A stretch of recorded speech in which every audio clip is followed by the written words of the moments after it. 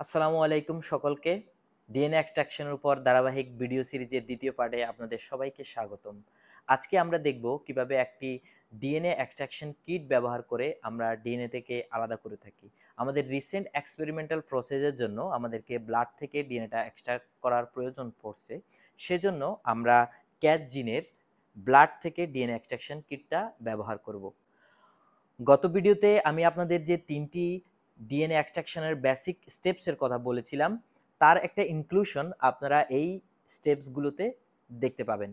প্রথমে হচ্ছে আমরা 20 মাইক্রোলিটার প্রোটিনেজকে এবং তার সাথে 200 মাইক্রোলিটার হোল ব্লাড স্যাম্পলটা একটা অ্যাপি টিউবে নিয়ে থাকি।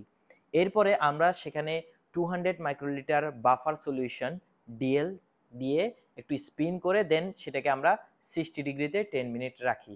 এখন আমি যে বলছিলাম যে ফার্স্ট ধাপ ছিল হচ্ছে সেল লাইসিস। তো সেল লাইসিসের ক্ষেত্রে আমাদের যে বাফারটা দেয়, আমি বলছিলাম যে একটা এনজাইম বা বাফার দেওয়া হয়, সেই বাফারটা ছিল এখানে ডিএল।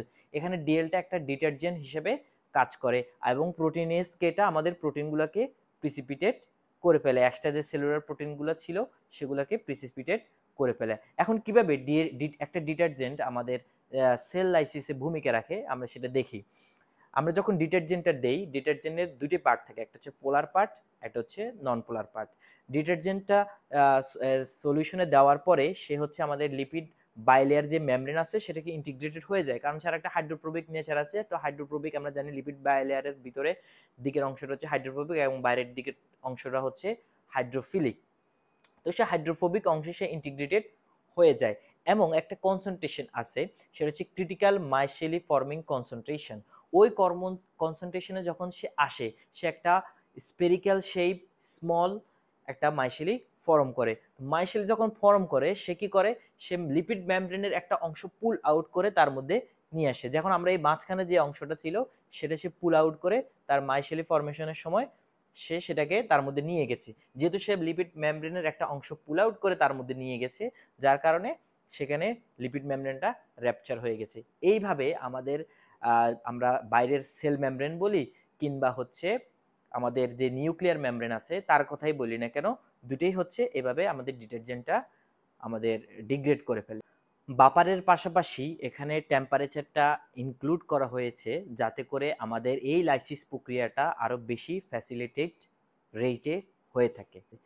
তার পরবর্তী ধাপে আমরা বললাম যে ডিএনএটা ইথানলে সলিউবলাইজ হয়, মোর সলিউবল। সেজন্য আমরা নেক্সট ধাপে যাওয়ার আগে 100% ইথানলটা প্রয়োগ করি হচ্ছে 200 মাইক্রোলিটার। এরপরে ডিএনএটাকে ওই সলিউশন থেকে ডিএনএটাকে ক্যাচ করার জন্য আমরা সিলিকা মেমব্রেনের কথা বলছিলাম বা সিলিকা কলামের কথা বলছিলাম গত ক্লাসে, সেই কলামটাই ইউজ করা হয় এবং একটা সেন্ট্রিফিউজ দেওয়া হয় যাতে সেন্ট্রিফিউগাল ফোর্সের কারণে আমাদের কালেকশন টিউবে ডেব্রিসগুলা চলে আসে। এরপরে আমি তো বললাম যে তারপরেও আমাদের ডিএনএ গুলোতে কিছু ইম্পিউরিটিস থেকে যায়, কিছু সল্ট আয়ন থেকে যায়। তো ওই সল্ট আয়নগুলোকে ওয়াশ করার জন্য আমরা এখানে তিনটা ওয়াশিং স্টেপ থাকে, W1 W2 এগুলা দুটোই ওয়াশ বাপার এবং এগুলা তিনবার W1 দুইবার এবং W2 দুইবার ব্যবহার করে আমরা হচ্ছে ডিএনএটাকে ওয়াশ করি। এক্ষেত্রে 70 মাইক্রোলিটার ওয়াশ বাফারটা আমরা ব্যবহার করি। এখন ওয়াশও হয়ে গেল। নেক্সট ধাপ আমি কি বলেছিলাম যে হচ্ছে ইলিউশন ধাপে আমরা একটা ইলিউশন বাফার ইউজ করি, যার কারণে আমাদের যে ডিএনএ গুলো বাইন্ড ছিল সেগুলো আমাদের এবার নতুন একটা এপিটিউব নিয়ে আমরা সেটাকে ইলিউট করে নতুন এপিটিউবে সংগ্রহ করতে পারি।